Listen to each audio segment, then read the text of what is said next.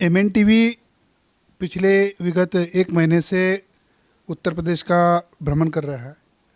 इस दरमियान हम कुछ राजनीतिक दलों के बुद्धिजीवियों से बात कर रहे हैं, जनता से भी बात कर रहे हैं, और साथ साथ जो समाज के जो इंटेलेक्चुअल है, जो जिन्होंने समाज के लिए कुछ दिया है और समाज के बारे में सोचते हैं, उनके भी हम साक्षात्कार कर रहे हैं। और इसी दरमियान आज सहारनपुर में जो इलाहाबाद हाईकोर्ट के रिटायर्ड जज है न्यायमूर्ति वीरेंद्र सिंह यादव जी हमारे साथ में हैं।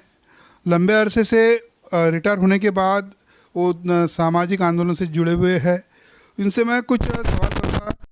सबसे पहले वीरेंद्र यादव जी का एमएनटीवी पर स्वागत है। वीरेंद्र सिंह यादव जी, मेरा एक सवाल है कि आप न्यायालयीन व्यवस्था में रहे और कॉलेजियन सिस्टम की जो व्यवस्था है, इस कॉलेजियन सिस्टम में बड़े पैमाने पे देखा जाता है कि भाई भतीजावाद बड़े पैमाने पे दिखा देता है। जैसे अभी इसी महीने में अभी अकील कुरैशी साहब त्रिपुरा के हाईकोर्ट के जज बनाए गए, वैसे उनका मध्य प्रदेश के जो जबलपुर हाईकोर्ट में तबादला होना तय था।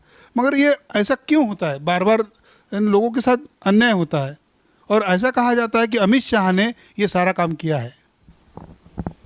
देखिए, जहाँ तक कॉलेजियम सिस्टम की बात है, कॉलेजियम सिस्टम हमारे भारत के संविधान में कहीं प्रोवाइडेड नहीं है।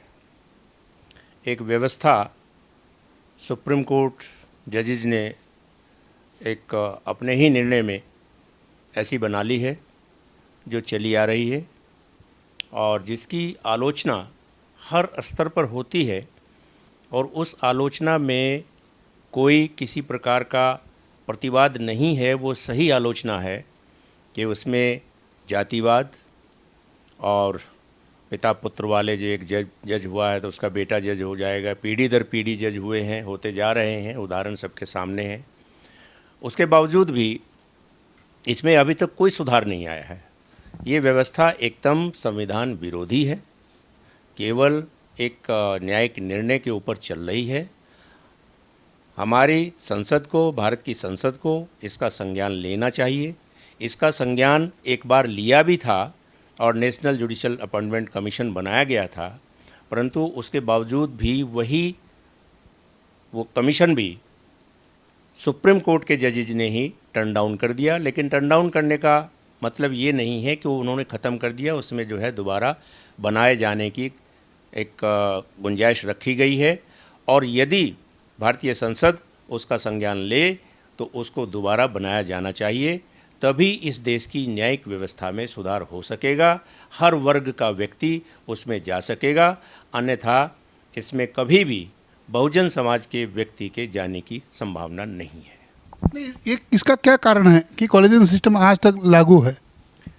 इसीलिए कि हमारी संवैधानिक व्यवस्था में जो संसद के द्वारा बनाया जाना चाहिए कानून, वो कानून अभी तक नहीं बनाया गया है। उस कानून को जब हमारे संविधान में ही इस तरह का अपॉइंटमेंट का आयोग बनाने का प्राविधान दिया गया है, उस प्राविधान में मैंने अभी बताया कि कमीशन एक बार बना, लेकिन उसको भी सुप्रीम कोर्ट ने टर्न डाउन कर दिया गया। इसलिए हमारी जो विधायिका है, संसद है, उसको इसे पुनः टेकअप करना चाहिए और इस कॉलेजियम सिस्टम को समाप्त किया जाना चाहिए। सर, मेरा एक दूसरा सवाल है कि आप इलाहाबाद हाईकोर्ट के जज रहे हैं और एक इलाहाबाद हाईकोर्ट के पूर्व जज राघवेंद्र कुमार जी है। उन्होंने उनकी अगुवाई में योगी आदित्यनाथ ने एक रिपोर्ट तय करने के लिए बताया था, जैसे ओबीसी आरक्षण की समीक्षा करने के लिए। उन्होंने उस ओबीसी आरक्षण के लिए 3 फाड़ बनाए हैं। 27% जो आरक्षण मिलता है उसमें 7% कुर्मी, अहिर, जाट को मिलेगा, 11% जो है लोधी, कुशवा, अन्य जो जातियां हैं, और तीसरा जो बनाया है 9% का, जो ओबीसी की जो संख्या के प्रपात में बहुत कम जाती है, जैसे तेली, कानू, बनिया, ये जो बनाया है, इससे क्या ओबीसीओ को न्याय मिलेगा जब ये रिपोर्ट लागू करेंगे तो? देखिए, जो ये सिस्टम बनाया है, आयोग बनाकर वर्गीकरण की बाबत कहा जा रहा है, मैं व्यक्तिगत रूप से वर्गीकरण के विरुद्ध नहीं हूँ। लेकिन ये व्यवस्था जो बनाई गई है, ये व्यवस्था हमारे संवैधानिक मूल्यों के प्रतिकूल है। इसका कारण सबसे बड़ा ये है कि अभी तक हमारे पास 1930 के बाद कोई डेटा ही नहीं है कि हमारी कितनी जनसंख्या है, जातिवार जनसंख्या क्या है। जब तक उचित रूप से डेटा हमारे पास उपलब्ध नहीं होंगे, तब तक हम ये नहीं कह सकते कि किस व्यक्ति को, किस जाति को कितना आरक्षण दिया जाना चाहिए। उन डाटाज के अभाव में ऐसा कमीशन बनाया जाना और उसकी रिपोर्ट को लागू किया जाना, वो मैं समझता हूँ उचित नहीं है। और शायद ये अभी लागू करने का प्रयास किया जा रहा है या उसकी मांग उठ रही है, क्योंकि यूपी में इस वक्त इलेक्शन है। परंतु आपको इसी संदर्भ में मैं बता दूं कि सेंट्रल गवर्नमेंट ने भी रोहिणी कमीशन बनाया हुआ है, और रोहिणी कमीशन इसी वर्गीकरण के लिए बना है। वो भी अभी तक उसकी रिपोर्ट नहीं आई है। कोई अंतरिम रिपोर्ट आई है तो वो क्या आई है उसके बारे में अभी आमजन को नहीं मालूम है, और आगे क्या रिपोर्ट आएगी इसके बारे में अभी कोई मालूम नहीं है। इसलिए ऐसे समय में राघवेंद्र सिंह की रिपोर्ट को लागू करना उचित नहीं होगा। जहाँ तक इसके पीछे मंशा है, वो केवल वोट की राजनीति है। ये ऐसी रिपोर्ट पहले भी हुकम सिंह आयोग बना था, उसमें आ चुकी थी, और उस हुकम सिंह आयोग को भी जो है हाई कोर्ट से सफलता नहीं मिली थी, टर्न डाउन हो गया था। वही स्थिति इसकी भी है। उसमें कोई विशेष अलग से कोई ऐसा वो नहीं रखा गया है जिससे ये कहा जाए कि भाई ये उससे ज़्यादा कहना चाहिए रिफाइंड वे में बन के आया है। ऐसी कोई वही नहीं, वो जो कहता हूँ है। इसलिए मैं समझता हूँ कि वर्गीकरण यदि आपको करना है, अगर इसके पीछे वर्गीकरण का उद्देश्य है, तो वर्गीकरण करिए, आप जातिगत जनगणना कराइए, और प्रत्येक जाति को उसकी जाति की संख्या के आधार पर आप आरक्षण दीजिए, तब वो वास्तव में वर्गीकरण कहलाएगा। ऐसे ये कह देना कि भाई इन 3 जातियों को 9% दे दो और इन 3 जातियों को 4% दे दो, इनको 8% दे दो, ये सब बिना लॉजिक के है। इसका कोई आधार नहीं है। संविधान में ऐसा कहीं प्राविधान नहीं है कि आप जो चाहे मर्जी से कर दीजिए। जब तक सोशली और एजुकेशनली बैकवर्ड लोगों की पहचान आप नहीं करेंगे, जो केवल जातिगत जनगणना के आधार पर ही हो सकती है, तब तक ऐसा वर्गीकरण किया जाना संभव नहीं है। कहा जाता है कि ये जो रिपोर्ट लागू करने की मंशा जो है कि अहीर और जाटों का राजनीतिक प्रभाव भी खत्म करने का एक मंशा है। जी हाँ, इसके पीछे यही राज था। पहले भी भाजपा गवर्नमेंट थी, तब हुकम सिंह आयोग बना था, तब भी यही स्थिति थी। आज भी इन्हीं की सरकार में ये बना है, तो स्थिति यही है। वे चाहते हैं कि जाटों को, यादवों को, कुर्मियों को, इन सब को आप पुश करके बैक कर दीजिए, और जो दूसरे लोग हैं वो इस बात में सक्षम ही नहीं हुए, अभी अपलिफ्ट ही नहीं हो जो इस बात को प्राप्त कर सकें। अभी वही कहावत है कि भाई जिसके पास दांत नहीं है उसको आप चना दे दीजिए, और जिसके पास दांत है उसको चना मत दीजिए। अभी आपने ओबीसी की या जाति न्याय जनगणना की बात की। अभी हम 15-20 दिन के पहले एक चैनल पर बात चली थी। एक पत्रकार है, मैं नाम नहीं लेना चाहता हूँ, उस पत्रकार ने ओबीसी की जाति न्याय जनगणना की जो मांग उठ रही है, जैसे लालू प्रसाद यादव भी कह रहे हैं, अखिलेश यादव जी कह रहे हैं, सारे भारत में ओबीसीओ की जाति न्याय जनगणना होनी चाहिए, एम के स्टालिन भी कह रहे हैं। तो ये सारी बात कह रहे हैं। तो उस पत्रकार ने, वो ब्राह्मण पत्रकार था, सवर्ण पत्रकार था, उसने ये बात कही कि जाति न्याय जनगणना करने से जातिवाद बढ़ेगा। तो क्या सही है? अब उनसे यही सवाल पूछा जाए कि जातिगत जनगणना 1930 से नहीं हुई है, तो क्या जाति व्यवस्था ख़त्म कर दी गई है?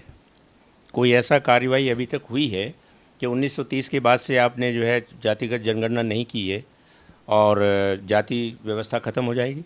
जाति व्यवस्था एक ऐसा मूल आधार है भारतवर्ष में, उसका ख़त्म किया जाना मैं समझता हूँ तभी संभव होगा जब आप सबको एक साथ ले आएंगे।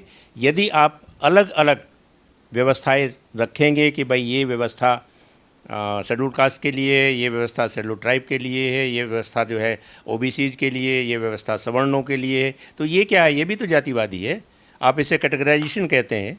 कैटेगराइजेशन में फिर आप कहते हैं कि कैटेगराइजेशन किन जातियों का क्या होगा, तो आप एक नोमेनकल्चर दीजिए। आप कहिए सब लोग मूल निवासी हैं, कोई एससी नहीं है, कोई एसटी नहीं है, कोई ओबीसी नहीं है, तो आप कहेंगे जाति व्यवस्था खत्म हो सकती है। यदि आप एससी को अलग कहेंगे और एससी में भी ये कहेंगे भाई एससी में कौन कौन सी जातियाँ आती हैं, एसटी में कहेंगे उसमें भी कहेंगे भाई कौन कौन सी जातियाँ आती हैं, फिर ओबीसी में आप तलाश करेंगे कि भाई कौन कौन सी जातियाँ आती हैं, तो जाति आप व्यवस्था ख़त्म कहाँ कर रहे हैं? इससे तो जाति को और बढ़ावा मिल रहा है।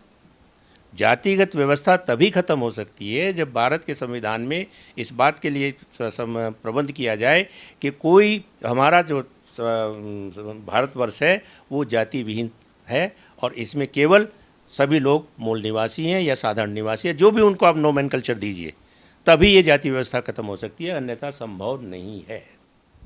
सर एक मेरा एक अंतिम सवाल है कि आप अभी जो बात बता रहे थे एससी एसटी जो ओबीसी के संदर्भ में, और इनकी समस्या बड़े पैमाने पे है, मगर देखा गया है कि समाज का जो इंटेलेक्चुअल है, हाईली क्वालिफाइड है, जैसे आप रिटायर्ड जज थे, आप समाज के बारे में सोचते, मगर सारा जो इंटेलेक्चुअल है वो सोचता नहीं है, तो इसके लिए क्या कर रहे हैं आप? नहीं, मैं समझा नहीं किस तरह का क्या। जो समाज में जो हमारा इंटेलेक्चुअल है, जो प्रोफेसर है, डॉक्टर है, जज है, वकील है, ये सारे लोग जो है जो समाज के बारे में सोचता नहीं है, इसके लिए कुछ आप कर रहे हैं काम? नहीं, देखिए, जो इंटेलेक्चुअल है उसकी ये ड्यूटी बनती है कि वो देखे कि वो इंटेलेक्चुअल कैसे बना है, वो जिस समाज से उठकर गया है उस समाज में उसे संवैधानिक व्यवस्थाओं में क्या लाभ मिले हैं, किसकी वजह से वो ऊपर तक गया है, और यदि वो उसे इग्नोर करता है तो मैं समझता हूँ वो इंटेलेक्चुअल है ही नहीं। फिर तो वो अपने स्वार्थ में अपनी जाति से उठकर एक उसका लाभ लेकर, आरक्षण का लाभ लेकर, पद प्राप्त करके और तनख्वाह लेके और अपने एक अच्छे मुकाम पर पहुंच गया है और उसके बाद आराम से हो गया, उससे कोई मतलब नहीं। मैं उसे इंटेलेक्चुअल नहीं मानता हूं। हर इंटेलेक्चुअल की ये ड्यूटी बनती है कि वह अपने पद पर रहते हुए ही ऐसी व्यवस्था करे कि जो संवैधानिक प्राविधान हैं उनका लाभ मेरे सभी पूरे समाज को मिले, और रिटायर होने के बाद तो उसकी बाउंडेड ड्यूटी बन जाती है कि वो ऐसे अपने समाज के प्रति, ऐसे संवैधानिक अधिकारों के प्रति लोगों को जागृत करे और उन्हें बताए कि आपके ये संवैधानिक अधिकार हैं और आपको ये मिलने चाहिए, इनके लिए आप अपनी आवाज़ उठाइए।